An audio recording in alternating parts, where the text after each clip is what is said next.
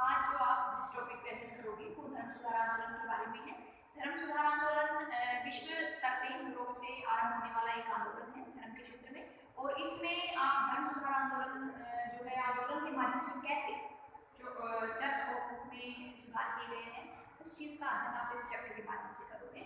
इसमें जो है क्वेश्चन आपसे दो तीन तरीके से पूछा जा सकता है।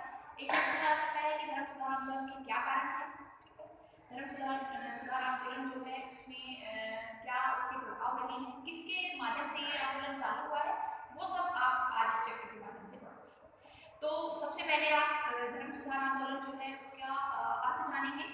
अर्थ क्या है धर्म सुधार आंदोलन का?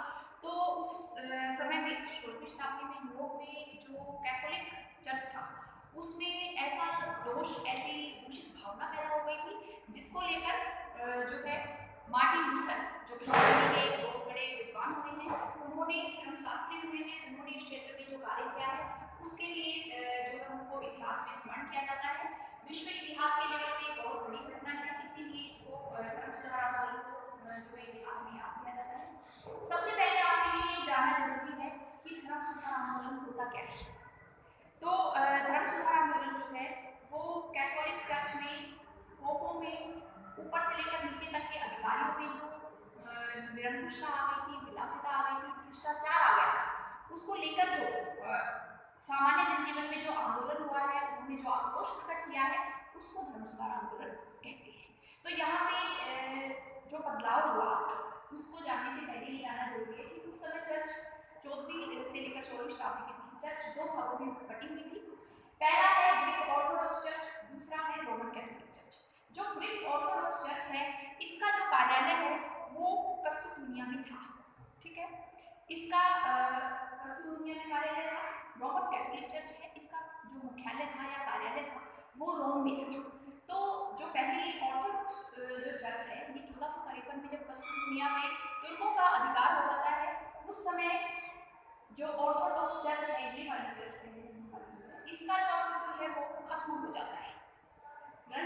रहा सवाल कैथोलिक चर्च का, तो कैथोलिक चर्च जो है उसका अस्तित्व यहाँ से उन्नति को प्राप्त हो जाता है, और रोम जो है वहाँ पे जो है कैथोलिक चर्च जो है वो समय के साथ साथ भ्रष्टाचार के पथ पर अग्रसर हो जाती है, जिसकी वजह से धर्म सुधार आंदोलन होता है। तो सबसे पहले आप कारणों को जानेंगे कि किस कारण से, किन कारणों की उत्पत्ति की वजह से धर्म सुधार आंदोलन हुआ है। तो ये कोई एक दिन की घटना नहीं है, ये कोई आकस्मिक होने वाला बम विस्फोट नहीं है, ये एक वो कार्यक्रम है या एक ऐसा कारण है जिसके लिए कई कारण उत्तरदायी हैं। तो सबसे पहला कारण जो आप यहाँ पढ़ोगे वो है रोमन कैथोलिक चर्च में दोष।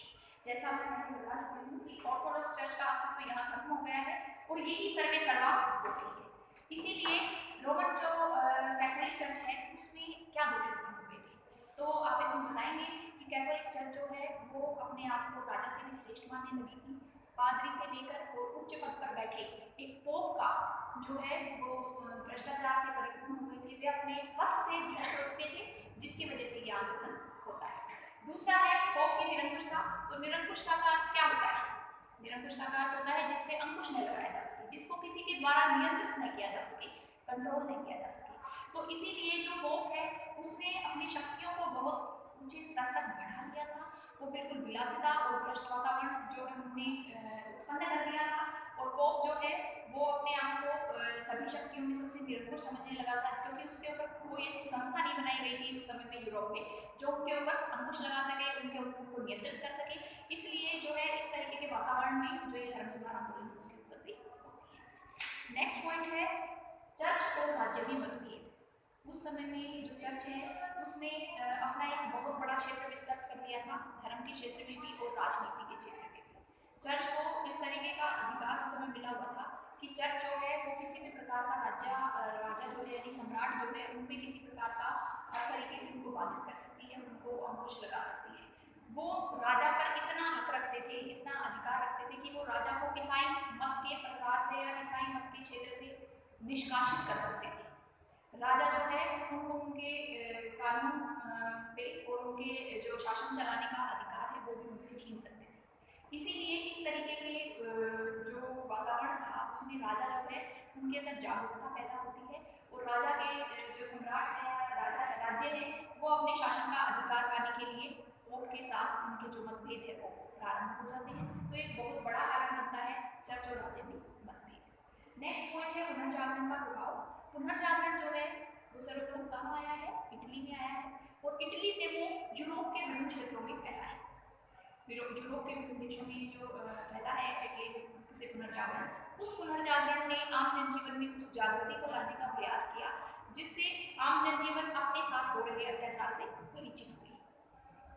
जैसे पुनर्जागरण के समय में बहुत सारा ऐसा साहित्य लिखा गया जिसमें पोप जो है उसके द्वारा चलाया गया जो भ्रष्टाचार है, पोप जिस प्रकार का अमानवीय अत्याचार आम जनजीवन पर कर रहा था, उसके खिलाफ जो कटाक्ष पुस्तकों के माध्यम से या लेखों के माध्यम से आम जनजीवन ने पढ़ा, उसकी वजह से जो है वो धर्म सुधार आंदोलन होता है। जैसे यहाँ पर तो 3 पुस्तकों के उदाहरण आप दे सकते हो। जैसे डिवाइन कॉमेडी है, उसमें उस पुस्तक में क्या बताया गया है कि स्वर्ग और नरक जो है उसकी जो काल्पनिक कथा है उसमें प्रस्तुत की गई है। इसके अलावा टॉम्स बुक ने एक पुस्तक लिखी थी यूटोपिया, उसमें भी जो पोप है वो आम जनजीवन से किस तरीके से भ्रष्टाचार फैलाते हैं, उनसे कैसे धन ऐंठने का प्रयास करते हैं, वो सब उसमें बताने का प्रयास किया गया है। तो इन पुस्तकों के माध्यम से, साहित्य के माध्यम से जो पुनर्जागरण आम जनजीवन में आया, उसने धर्म सुधार आंदोलन के क्षेत्र में प्रयास किया है। नेक्स्ट पॉइंट है राष्ट्रीय राज्यों का उदय।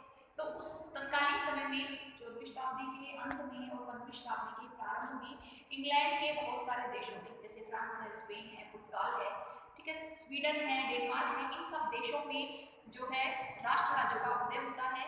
उन राष्ट्र राज्यों में एक ऐसा विचार पैदा हुआ कि वो अपने जो देश है उसमें प्रबुद्ध राज्य की स्थापना करें। प्रबुद्ध राज्य का तात्पर्य क्या है कि जिसमें उनकी प्रभुसत्ता जो है वो राजा की, ना कि किसी पोप की। इसीलिए उनके अंदर इस तरीके का भाव पैदा हुआ कि वो एक ऐसे राज्य की स्थापना करें जिसमें पोप का कोई हस्तक्षेप न हो, और उस राज्य में जो शासन चलाने का अधिकार है वो भी राजा का रहे, और राजा ही उस पर उनके नियम, उनके कानून, वहाँ की शासन व्यवस्था सब कुछ राजा लागू करें, न कि एक पोप लागू करें। इसीलिए नए राज्यों का जो उदय वाला है, राष्ट्र राज्य का जो उदय है, उसने भी पुनर्जागरण को लाने में एक महत्वपूर्ण भूमिका निभाई है। नेक्स्ट पॉइंट जो है वो है शिक्षा का प्रसार। तो एक अन्य कारण शिक्षा का प्रसार भी है। तो उस समय 15वीं शताब्दी के आरंभ में जो है बहुत सारे विश्वविद्यालयों की स्थापना उस समय हुई, जैसे कैम्ब्रिज विश्वविद्यालय है, ठीक है, ऑक्सफोर्ड विश्वविद्यालय है, पेरिस विश्वविद्यालय है। इन सब विश्वविद्यालयों में शिक्षा के नए केंद्र स्थापित हुए, ठीक है। तो उन केंद्रों में धर्म सुधार को लेकर भी केंद्र स्थापित किए गए। उन धर्म सुधारों के माध्यम से अनेक ऐसी धर्म पुस्तकें स्थापित हुई या प्रकाशित हुई जिनको आम जनजीवन ने पढ़ा, और शिक्षा के माध्यम से पोपों का जो भांडा है वो सबके सामने, पर्दा जो है वो फाश हो जाता है, सबके सामने पोपों की वास्तविकता प्रकट हो जाती है। इसके अलावा नेक्स्ट पॉइंट है विज्ञान की उन्नति। तो 15वीं शताब्दी के प्रारंभ में, 15वीं-16वीं शताब्दी में विज्ञान के क्षेत्र में नए नए आविष्कार हुए। इन इस क्षेत्र में कोपरनिकस हुआ, केपलर हुआ, गैलीलियो हुआ, उन्होंने ऐसे नए नए आविष्कार लोगों के समक्ष रखे जिन आविष्कारों से लोगों के जो मस्तिष्क है उन पे प्रभाव पड़ा, जिसकी वजह से धर्म सुधार आंदोलन हुआ।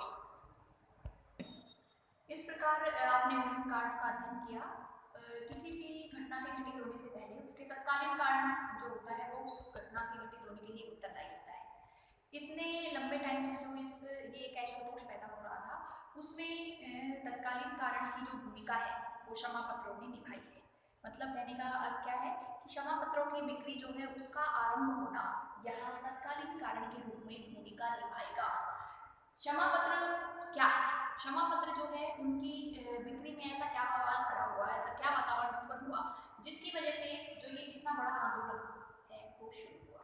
तो क्षमा पत्र जो है एक तरीके का पत्र होता है, ठीक है, जिसको चलाने वाले पोप हुए हैं, मठ वाले हुए हैं, ठीक है। पोपों ने इसे एक तरीके से इस घोषणे को एक आडंबरपूर्ण कृत्य ये चालू किया, क्योंकि उन्हें अर्थव्यवस्था जो है पोपों की वो बिल्कुल चरमरा सी गई थी, और उनको धन कमाने के लिए, अपने लिए अस्पताल बनाने के लिए, विभिन्न सुविधाएं उपलब्ध करने के लिए उनको इन क्षमा पत्रों को बेचने का जो खाका है वो तैयार करना पड़ा। तो क्षमा पत्र जो है उसके माध्यम से आपने अपने जीवन में कभी भी या पहले या वर्तमान समय में कोई भी अगर गलत कार्य किया है या आपके द्वारा कोई गलती हो गई है तो उसके लिए आप क्षमा पत्र को खरीद के उन पापों से, उन बुराइयों से मुक्त हो सकते हो। ऐसा एक अभियान पोपों के द्वारा उस समय में चलाया गया था।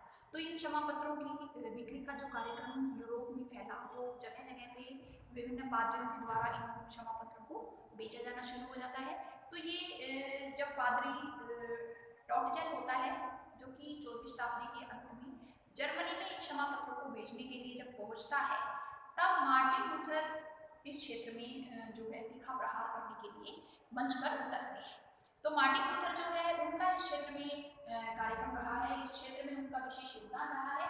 इसीलिए धार्मिक सुधार आंदोलन में प्रणेता के रूप में मार्टिन लूथर को याद किया जाता है। तो जब क्षमा पत्रों की बिक्री के लिए जो टॉटजन पादरी है, जो जर्मनी के विटेनबर्ग शहर में पहुंचते हैं, तब मार्टिन लूथर के द्वारा उनका विरोध किया गया और उस विरोध से ही जो धर्म सुधार आंदोलन है उसकी अग्नि जो है वो बढ़नी आरंभ हो जाती है। तो अब कारण का आपको बिल्कुल क्लियर करा दिया गया है। उसके बाद अब आप ये देखेंगे कि धर्म सुधार आंदोलन सबसे पहले कहाँ हुआ है। तो धर्म सुधार आंदोलन सबसे पहले हुआ है जर्मनी में। ठीक है, जर्मनी में किसके द्वारा हुआ है? तो मार्टिन लूथर के द्वारा हुआ है। तो मार्टिन लूथर के बारे में मतलब धर्म सुधार आंदोलन के बारे में जानने से पहले हम पहले यहाँ मार्टिन लूथर का अध्ययन करेंगे। तो सबसे पहले आप मार्टिन लूथर के प्रारंभिक जीवन के बारे में बताएंगे, क्या उनका फैमिली बैकग्राउंड रहा है, क्या मार्टिन लूथर किस धर्म से संबंधित थे और धर्म सुधार के क्षेत्र में वो किस प्रकार आए हैं, ये सब आप देखेंगे। तो सबसे पहले मार्टिन लूथर जो है उसके प्रारंभिक जीवन के बारे में आप देखेंगे। तो 10 नवंबर 1483 ईस्वी में जर्मनी के सैक्सन शहर में पैदा हुए जो मार्टिन लूथर है वो एक कृषक परिवार से संबंधित थे। ठीक है, पिता ये चाहते थे कि जो मार्टिन लूथर है वो लॉ की पढ़ाई करे, जो है कानून की शिक्षा ग्रहण करे, लेकिन प्रारंभ से ही इसका इस क्षेत्र में कोई रुझान नहीं था। इन्होंने जो एफर्ट विश्वविद्यालय है वहाँ से प्रवेश प्राप्त किया और इनके पिता ने इनको लॉ की पढ़ाई के लिए एडमिशन दिलाया था, लेकिन इनका उसमें कोई रुझान नहीं था और उन्होंने अपना जो क्षेत्र है शिक्षा का वो बदल लिया और धर्मशास्त्र की शिक्षा ग्रहण की। तो इस प्रकार ये उस समय में 1503 के करीब बहुत अच्छे धर्मशास्त्री के रूप में उभर कर सामने आए और मास्टर ऑफ फिलोसफी की उपाधि उस समय इनको दी जाती है। 1507 के करीब विटेनबर्ग जो शहर है उसके विश्वविद्यालय में इनको धर्मशास्त्री का प्रोफेसर जो है वो नियुक्त कर दिया जाता है। फिर जो है वहाँ से इनका जो धर्मशास्त्र के क्षेत्र में जो इन्होंने योगदान दिया है वो वहाँ से शुरू होता है जब वो रोम की यात्रा पर गए थे। मार्टिन लूथर जो है वो रोम किसी कार्य हेतु गए थे। वहाँ पर उन्होंने जो पोप है और पादरी है उनकी सच्ची तस्वीर अपनी आंखों से देखी। उस समय उनको ये पता लगा कि जो पोप है या पादरी है या चर्च का जो क्षेत्र है उसमें कितना भ्रष्टाचार उत्पन्न हो गया है। तो उस समय इन्होंने जो है इस चीज़ को बहुत नज़दीक से देखा और उनकी जो दृष्टिकोण था चर्च को लेके, पादरी को लेके या पोप को लेके, वो इस समय में आकर बिल्कुल बदल जाता है। इन्होंने वहाँ पे अपने अंदर ही इस ज्योति को महसूस किया कि ईश्वर को किसी ढकोसले से या किसी बाहर आडंबर से ज्ञान प्राप्त करने की आवश्यकता नहीं है, वो हमारे अंतर मन में निवास करता है।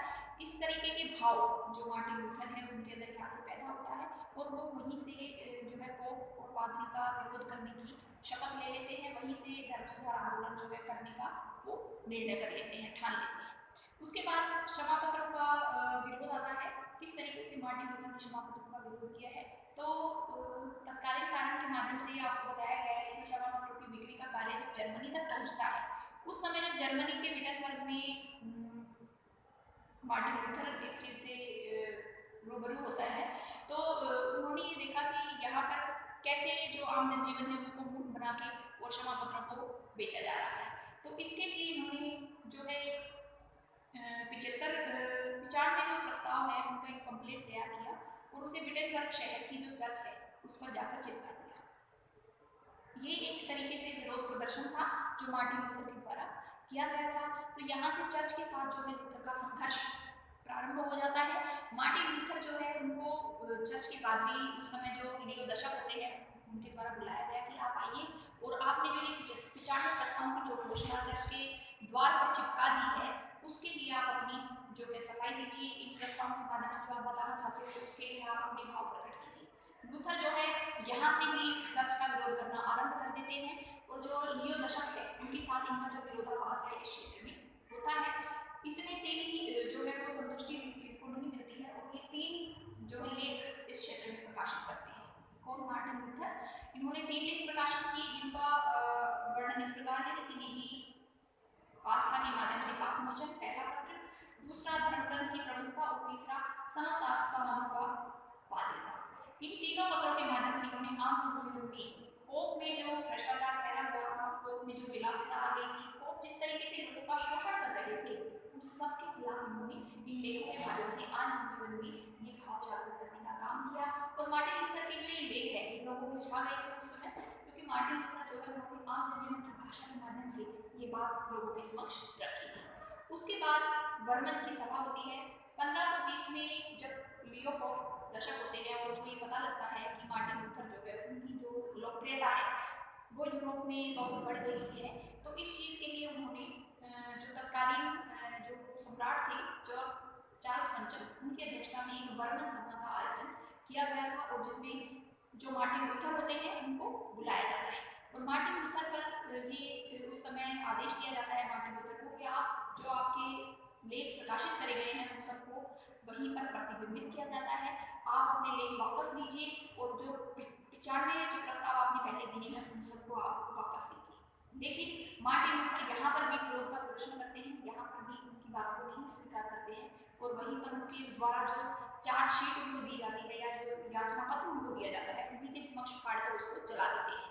तो ये मार्टिन लूथर जो है बिल्कुल ही निर्भीक स्वभाव के व्यक्ति थे, उन्होंने बिना किसी भय के उनका निर्विवाद जो है वो विरोध वहाँ प्रदर्शित किया है और वहाँ से चले जाते हैं। इसके बाद जो है मार्टिन लूथर जो है उन्होंने एक वर्ष वो अपने आप को भेष बदल के सैक्सनी के राजा फ्रेडरिक के यहाँ जाकर शरण लेते हैं, और वहाँ एक वर्ष में उन्होंने जो जर्मन की भाषा है उसमें बाइबल का अनुवाद करते हुए लोगों के अंदर जो है बाइबल का प्रचार किया, और रातों रात बाइबल जो है लोगों में लोकप्रिय हुई। वास्तविक बाइबल क्या है उसका अध्ययन लोगों ने मार्टिन लूथर के माध्यम से किया। तो इस समय आकर जो मार्टिन लूथर होते हैं उनको जो कैथोलिक धर्म था उससे जॉर्ज पंचम ने और जो उस समय के पादरी थे उन्होंने निष्कासित कर दिया था। इसके बाद किसानों के विद्रोह के बारे में हम देखेंगे। किसानों का जो विद्रोह होता है उसको भड़काने में भी मार्टिन लूथर का बहुत योगदान रहा है। मार्टिन लूथर ने किसानों को इस चीज़ के लिए तैयार किया कि आप अपनी मांगे रखें, किसानों ने उनका पूर्ण भी किया, लेकिन मार्टिन लूथर जो है वो अहिंसा के समर्थक थे, जबकि किसान जो है वो उत्तेजित हो जाते हैं और उत्तेजित होने की वजह से वो हिंसा भड़का देते हैं, जिसकी वजह से मार्टिन लूथर जो है उनके खिलाफ जो है ये विरोध करते हैं कि विद्रोह को दबाने का सरकार प्रयास करे।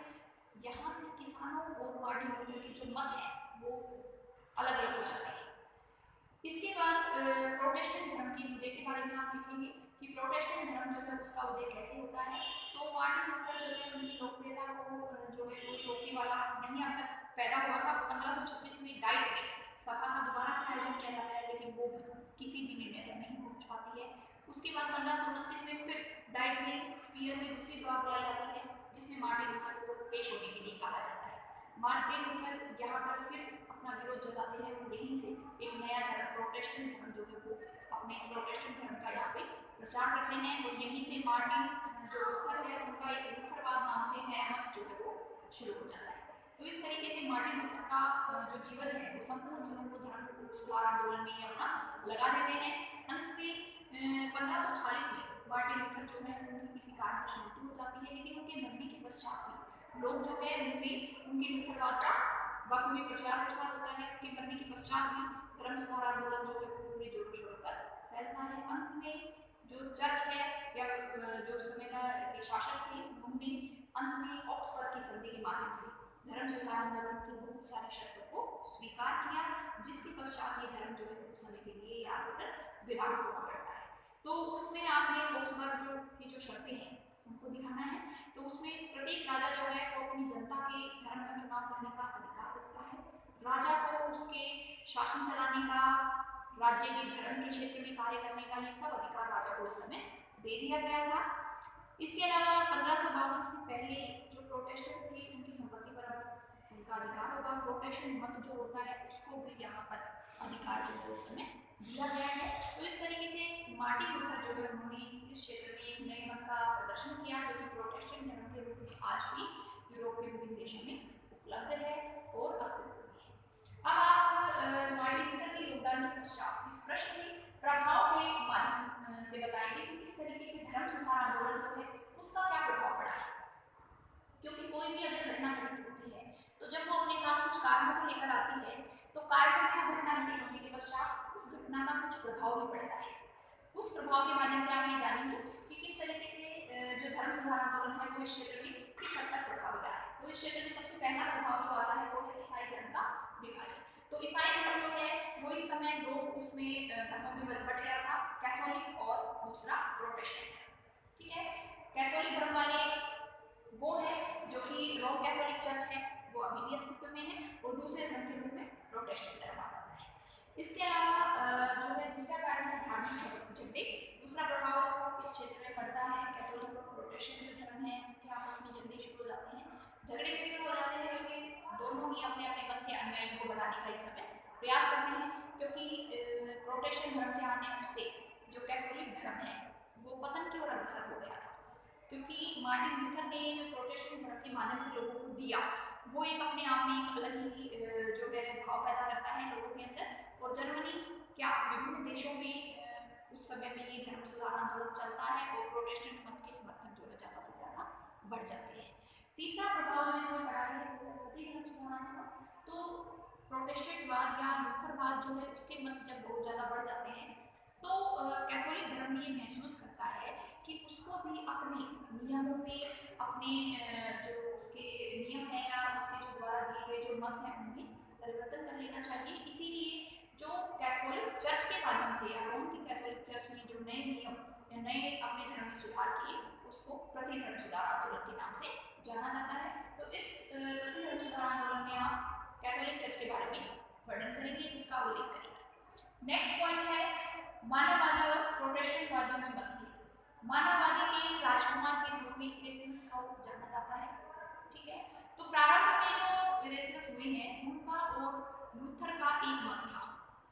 मतलब कहने का क्या है कि मानववादी जो इरेस्मस हुए हैं उन्होंने जो लूथर है और उनके जो सुधारक हुए हैं उन दोनों के आपस में मत, उनके सिद्धांत, उनके नियम समर्थन सेम थे, एक जैसे थे, दोनों में समानताएं थी। लेकिन बाद में जो मानववादी इरेस्मस हुए हैं उन्होंने अपने मत को परिवर्तित कर दिया था, जिसके माध्यम से दोनों में मतभेद जो है वो हो जाता है, दोनों अलग अलग राह पर चलना शुरू कर देते हैं।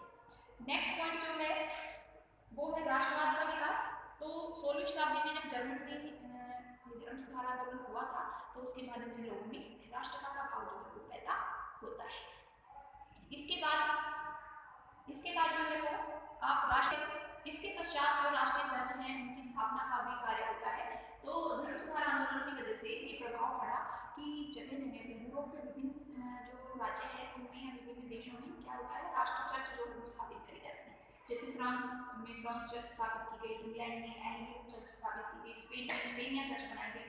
उनमें बिना किसी जो भेदभाव है उसके माध्यम से योग्यता के आधार पर ही उन्नत करा गया।